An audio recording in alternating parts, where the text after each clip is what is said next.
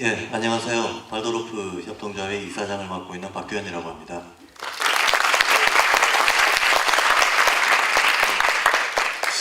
오늘 제가 말씀드리려고 하는 것은 이제 새벽 2시라고 하는 요 시간대하고 뭔가 교육 문화적인 의미가 연결될 수 있다라는 것을 좀 설명드리고 싶어서 그 주제로 말씀을 드리도록 하겠습니다. 조금 뜬금없이 들릴 수도 있죠. 2시라고 하는 이 시간의 개념하고 교육이라고 하는 문제하고가 뭐 어떤 식으로 연결될 수 있는지가 좀 뜬금없이 들릴 수가 있습니다. 20대 입시 과정에서 뭐 1시, 2시까지 열심히 공부하느라고 앉아있던 시간들에 대한 경험이 다들 있겠지만 그런 게 아니라 조금은 추상적이고 형이상학적이고 또 실제적이고 물리적인 수준까지 포함해서 의미가 있다는 생각을 보통은 해볼 기회가 별로 없죠. 예, 그거에 대한 얘기를 드리겠는데요. 우선은 우리가 2시라는 시간에 대해서 생각을 좀 해보자 라고 하면 2시간 문제가 아니라 시간이 뭔지부터 좀 생각을 해봐야겠습니다. 시간이 뭐냐. 저를 포함해서 여기 앉아 계신 분들도 한번 곰곰이 되돌아보면 우리가 늘 뜻을 알고 있다고 생각하고 있는 많은 개념들이 의외로 정의를 내리려고 시도를 해보면 참 어렵다는 걸 금방 알게 됩니다. 시간의 정의가 뭐냐? 그럼 이제 더듬거리게 된다는 거죠. 공간의 정의가 뭐냐? 사유의 정의가 뭐냐? 인생의 정의가 뭐냐? 삶의 정의가 뭐냐? 뭐든지 정의를 내려보려고 하면 어떤 개념이든지 간에 정의를 내려보려고 하면 대단히 어렵다는 걸 금방 느끼게 되실 겁니다. 저희 딸내미가 지금 고등학교 1학년입니다. 저희 고등학교 1학년이 된 딸이 초등학교에 들어갔을 때 저한테 질문을 하는 적이 있습니다. 아마 기억을 되돌아보면 여기 계신 분들도 다 마찬가지 경험이 있을 거라고 생각이 되는데요. 유치원 때까지 천방지축으로 놀던 애들이 학교에 가서 가장 먼저 부닥치는 어려움, 특히나 인식적인 어려움 중에 하나가 시계 보는 겁니다. 뭐 시간 계산하는 겁니다. 그리고 어떤 시간의 규칙에 따라 가지고 생활의 리듬을 관리하는 거, 이게 잘 안 되죠. 해본 적이 없는 거를 하는 거기 때문에. 더군다나 이제 말을 배우고 언어를 배우고 그 다음에 숫자를 배우고 산수를 배워 나가는 과정에서 그냥 우리가 십진법으로 배우죠. 1, 2, 3, 4, 5, 6, 7, 8, 9, 10 11, 12, 13, 14 해가지고 십진법을 배웁니다. 십진법을 배우는데 시계라고 하는 이 물건은 애들이 시간을 처음으로 이제 지각하게 될 때 시계를 보고 시간에 대한 훈련을 받게 되는데 시계라고 하는 이 물건은 십진법으로 구성되어 있는 게 아니라 12진법으로 구성이 되어 있거든요. 그렇죠? 12하고 1, 2, 3, 4, 5, 6, 7, 8, 9, 10, 11, 12 12진법으로 구성이 되어 있습니다.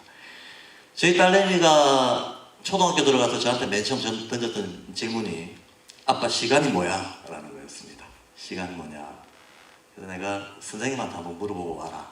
그랬더니 선생님한테 물어보고 왔습니다. 물어보고 왔는데 선생님이 말씀하시기를 시간은 시각과 시각 사이래 라고 얘기하더라고요. 시각과 시각 사이. 그러면 또 그걸 의미를 알려면 시각을 알아야 되죠. 그래서 시각을 사전에서 찾아봐라. 시각을 사전에서 찾아보면 뭐라고 나오는가 하면 시간의 기초단위라고 나옵니다. 그러니까 시간은 시각과 시각 사이, 시각은 시간의 기초단위. 이게 무슨 핑퐁 게임 하듯이 왔다 갔다 하면서 순환문법으로 정의가 되어 있는 거죠. 순환문법. 의미에 대해서는 알 수가 없죠. 초등학생이 이거 보고 의미를 알 수 없습니다. 그런데 안타깝게도 우리나라 국어사전에 많은 기초 개념들이 이런 식의 순환문법으로 많이 정의가 되어 있습니다. 육지를 한번 찾아보세요. 국어사전에서. 그러면 지구 위에서 바다를 제외한 땅이라고 나와 있을 겁니다. 예, 여집합 개념이죠. 지구 위에서 바다를 제외한 땅. 그럼 또 지금이야 뭐 다들 땅이 뭔지 다 알지만 어린애가 처음으로 사전을 찾아서 더듬거리면서 의미를 익힌다고 했을 때 그럼 이제 바다를 제외한 땅이니까 바다도 알아야 되고 땅도 알아야겠죠. 땅을 찾아보면 한 육지 이렇게 나와 있습니다. 아니 묻 이렇게 나와 있습니다. 그럼 또 묻을 찾아보면 한 육지 이렇게 나와 있습니다. 그러니까 이번에는 3쿠션이죠. 예, 3번 돌린 겁니다. 아까 그 시간과 시간을 2번 돌린 거고, 이건 3번 돌린 겁니다. 결국 이런 식의 순환논법을 통해서 우리가 아무것도 알 수 없다는 겁니다. 아무것도. 순환논법이 아닌 방식으로 실제 우리 체험과 지각으로 시간의 의미에 대해서 알아야 될 텐데 인간이 어떤 체험 속에서 시간관념이 생겼을까를 좀 추적해보자면, 우선은 뭐 글자 가지고 추적할 수 있는 거는 한자가 나름대로 표현이니까 한자에서 우리가 상형 문자죠. 한자가.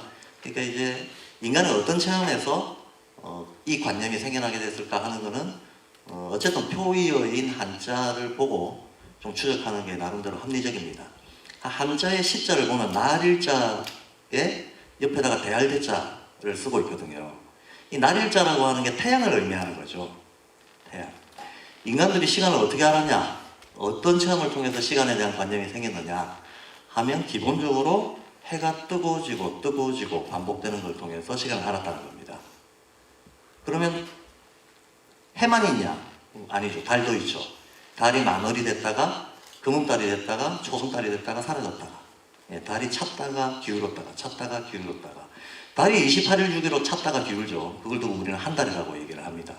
결국은 지구의 자전과 공전, 지구가 스스로 자전하고 태양을 공전하는 과정을 통해서 만물의 변화가 일어나고 계절의 변화가 일어나고 인간의 시간에 대한 흐름을 체험하게 되고, 아, 시간이란 어떤 것이다, 시간의 성질은 어떤 것이다를 관념 속에 의식적으로 내면화할 수 있게 되는 거죠. 그래서 시간이라고 하는 게 굳이 의미상의 정의를 좀 찾아보자면, 시간은 자, 해가 뜨거워지고 하면서 밝아졌다 어두워졌다 따뜻해졌다 차가워졌다 하는 기후의 변화들이 생겨납니다. 그 다음에 달이 기울고 차고 하는 과정들을 통해서 역시 마찬가지로 만물의 변화, 기후의 변화 이런 것들이 생겨납니다. 이 과정이 쭉 길어지면 계절이 생겨나고, 그 계절의 순환을 통해서 우리는 1년이라고 하는 어떤 리듬의 순환 주기를 이제 인식하게 되는 거죠. 자, 그래서 이 시간이라고 하는 게 해와 달, 지구가 태양을 자전공전하는 이 과정들을 통해서 우리는 시간을 인식하게 되는데, 결국 그는 시간을 조금 사전을 벗어나서 의미상으로 정의를 해보자면, 시간이란 만물의 변화 리듬, 만물의 운동 변화 리듬을 뭔가 숫자로 계수, 표현할 수 있게끔 계수화해 놓은 거, 이게 시간인 거죠. 이게 시간입니다. 그래서 시간은 만약에 이 20세기 들어와가지고 아인슈타인의 상대성의 이론 이후부터는 시간과 공간이라고 하는 개념을 따로 사용하지 않죠. 두 개를 붙여서 시공간 개념을 사용하고 있죠. 시공간 개념을 사용하는 이유 자체가 시간의 의미 자체가 어떤 만물의 운동 변화라는 의미가 있기 때문에, 만물의 운동 변화가 없다면 우리는 공간을 인식할 수도 없습니다. 그러니까 시간하고 공간이라고 하는 건 붙어 있을 수밖에 없는 거죠. 자, 이렇게 약간 통합적인 인식으로 넘어가서 생각을 해보자면 재미있는 생각으로 좀 확장을 시켜나갈 수가 있습니다. 시간이란 무엇인가에 대해서. 그리고 이제 시간에 대한 얘기를 조금 더 진도 나가기에 앞서서 이제 인류의 조상들이, 선현들이 이 시간 문제를 어떻게 다루었던가. 시간이라고는 하지만 1년 단위의 시간도 있고 달 단위의 시간도 있고 하루 단위의 시간도 있고 이런데,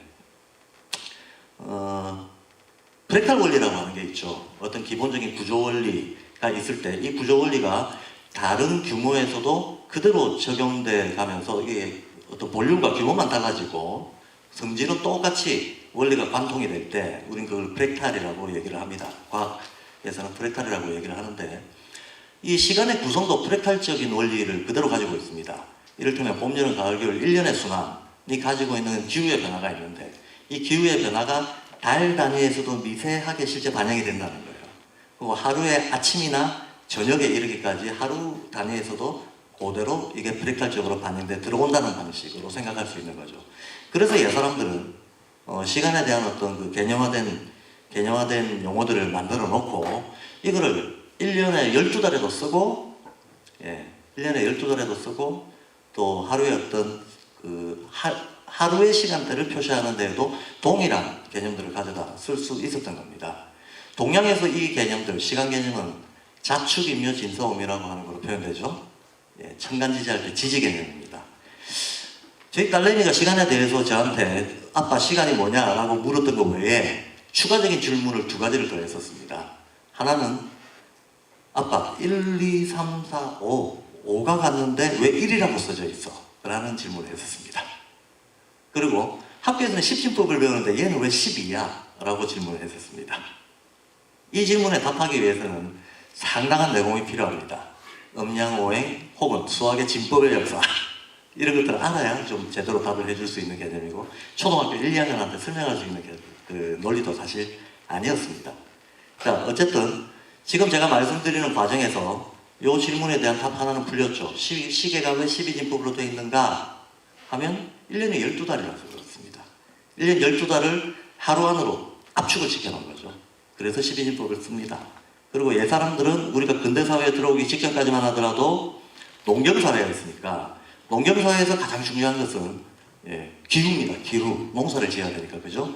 12달에 따른 기후의 변화가 만물에 영향을 주니까 그 만물이 받는 영향의 리듬을 따라서 사람들이 생산하고 생활하고 해야 되니까 기후만큼 생존의 문제에서 중요한 게 없는 거죠.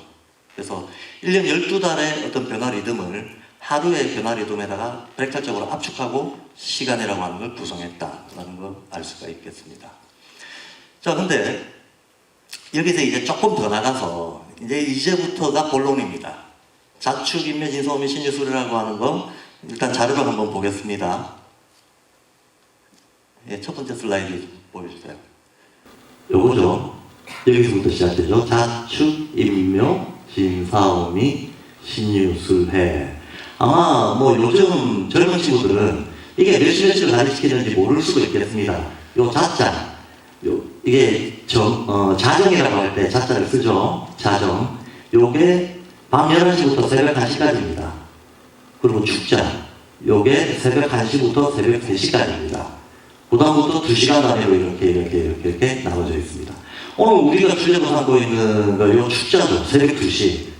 새벽 1시부터 새벽 3시 사이가 축에 해당하는 건데, 새벽 2시면 축의 딱 정중간이죠. 축의 딱 정중간입니다.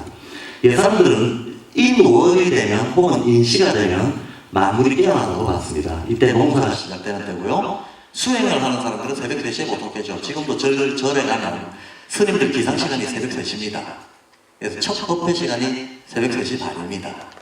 자, 그런데 어쨌든 다시 축자로 돌아와서 여기가 새벽 2시인데 이 자축인묘 진서음이라고 하는 이 시간 개념을 동양의 우리 조상들은 방위 개념이라든가 색깔 개념이라든가 인간의 어떤 감각 개념이라든가 혹은 감정 개념이라든가 이런 식으로 유사한 어떤 영향을 받게 되는 상호작용하는 영역들을 대단히 넓게 또 깊게 확장해서 사용을 했었습니다. 자, 다음 슬라이드 한번 보겠습니다. 동양에서 자축인묘 진서음이가 있다면 이와 똑같은 논리가 서양에서도 당연히 있을 수밖에 없죠. 그래서 서양에서는 보시다시피 이 자축인묘 진서음이가 염소자리, 물병자리, 물고기자리 이렇게 처리가 되어 있습니다. 이 물병자리, 여기가 축시에 해당하는 자리가 됩니다. 이건 별자리 개념이죠. 서양인들도 우리와 똑같은 농경이었으니까 동양과 똑같이 농경시대를 겪었던 거니까 마찬가지 의미에서 이제 준비했을 겁니다. 자, 다음 슬라이드 보겠습니다. 그런데 제가 발도르프 협동조합을 지금 맡고 있는데요. 발도르프는 약 100년 전에 독일 그 슈투트가르트라고 하는 지방에서 시작된 일종의 대안교육 활동입니다. 근데 이 발도르프에서는 인간을 크게 3가지 성격의 종합된 존재로 바라보고 있습니다. 우리가 잘 알고 있는 몸과 마음, 플러스 알파. 플러스 알파를 영혼으로 보고 있습니다. 그리고 몸도 성장 단계에 따라 우리 몸은 광물질, 식물질, 동물질을 같이 안고 있고 우리의 마음은 감성과 오성 그리고 의식 이렇게 또 역시 세분화해가지고 세 가지로 나눕니다. 또 우리의 영혼은 영격자, 생명력, 영인이라고 하는 부분으로 또 나누어진다라고 얘기를 합니다. 우리는 일생을 사는 동안에 대부분 몸과 마음이라고 얘기되는 요 정도의 영역까지 이제 겪고 갔다라고 보고 교육이란 이 몸의 발달에서 감성을 읽어내고 다시 마음의 어떤 성숙에서 영혼을 읽어내는 과정으로 교육이 존재한다라는 게 이제 발도르프의 기본 철학입니다. 이 발도르프는 원래 담배공장 이름이었는데 이 담배공장의 사장이 자기 공장 노동자들을 무료 교육시키기 위해서 처음 학교를 열었다고 해서 그냥 지금도 세계적으로 어디서나 발도르프 교육이라고 이름을 짓고 있습니다만 그 밑에 깔려있는 실제 철학은 안스로포스피라고 해서 인지학이라고 번역이 됩니다. 인간에 대한 지적 이해인 거죠. 예, 근데 그 발도르프에서는 이렇게 인간이 몸의 단계, 마음의 단계, 영혼의 단계로 올라가면서 이런 식으로 12가지 감각이 3가지 영역에 걸쳐서 발달한다고 보고 있습니다. 아까 자 혹은 물병자리에 있던 게 보니까 후각이죠. 후각이 있습니다. 후각이 있는데 이 후각의 발달과 나중에 이제 이게 더 확장되면 도덕성이라고 하는 인성하고 특별히 연결이 되어 있습니다. 네, 다음 자료 한번 보겠습니다. 자, 물리적으로 주변의 어떤 기후가 변하거나 환경이 변하면 물리적으로 일단 우리의 감각 지각이 영향을 받게 됩니다. 근데 이 감각 지각, 우리가 영향받은 감각 지각이 금방 감성이라든지 심리적이라든지 무의식적인 데까지 영향을 우리가 알건 모르건 주게 됩니다. 그런 영향을 정리해 놓은 게 이제 요 그림인데, 요 위에 뭐 그리스도, 대천사, 천사, 이건 영적 부분에 대해서 얘기를 하고 있는 건데, 영혼에 대한 문제는 오늘 좀 생략하고요. 역시나 축시에 해당하는 부분이 요 부분이죠. 의식혼이라고 되어 있는 부분입니다.